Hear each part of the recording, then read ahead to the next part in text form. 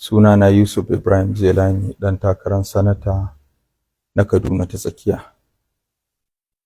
Ina gode ma Allah mai kowa mai komi da ya sa jiya aka fito mutane suka nuna abin da suke so, suka tabbatar da abin da suke so, suka nuna min ƙauna da zumunci.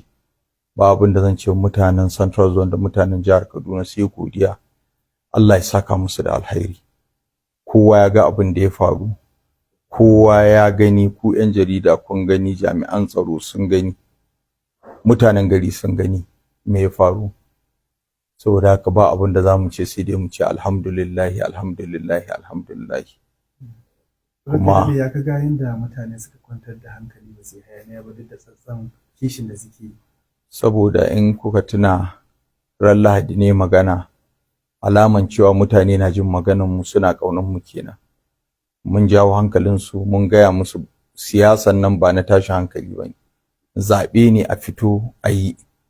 Kuma ku 'yan jaridan nan an tabbatar da abin da kun ga abin da aka yi, saboda kun ɗauki abin a wayoyinku da kyamara ɗinku, wanda ba abin da za mu ce sai Allah ya saka muku da alheri. Ku kanku 'yan jarida da kuka tabbatar da kun faɗi gaskiya, kun nuna gaskiya a lokacin da gaskiyan ke faruwa.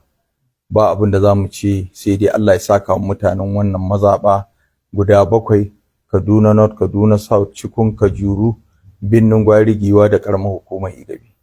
Allah ya bar zumunci, Allah ya sa mu ga hukunci daga shugaban jam'iyya na ƙasa ya tabbatar da adalci, ya yi abin da ya kamata don APC ta tabbata 2027 ai zaɓe cikin sauƙi, cikin kwanciyar hankali da lumana. Da yawan masoya yanzu suna jin su daga bakinka, ina matsaya? Matsaya shi ka san tun farko dama mun gaya muku, wajen Allah muke nema, kuma shi muke sanye mana, kuma mun tabbatar wallahi zai mana. Saboda haka ina jawo hankalin mutane, babu tashin hankali, babu cin mutunci, babu tozarta kowa. Dukkanmu da mu da su wajen Allah muke nema. To me haƙuri mu ba Allah, mu roƙe shi zai ba mu mafita. A kusan mun kewaya ƙananan hukumomi bakwan nan, mazaɓu daban-daban, al'umma dai ƙorafin ci ya fi yawa na rashin kawo kayan zaɓe, sai kuma gashi daga baya ake ayyanawa cewa an yi zaɓen, har ma ana maganar cewa shi abokin takarar kashi ya yi nasara. To ani ban ma ji ba, saboda ban san an yi ba, wannan taɗi ne na kanzon kurege. Saboda haka shugaban jam'iyya na ƙasa ya faɗa, ya ce babu wata jiha da ta isa ko kwamiti da ta isa ta tabbatar da wane ya ci zaɓe.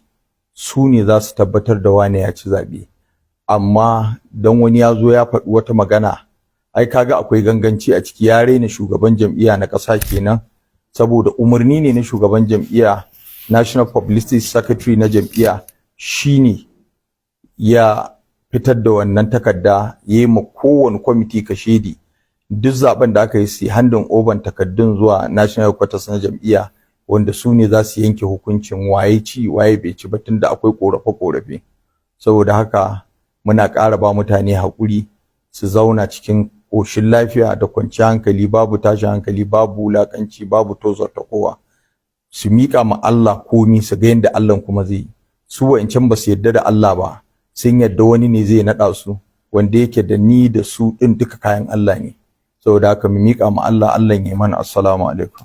Shikenan. Ka bar shi kaji.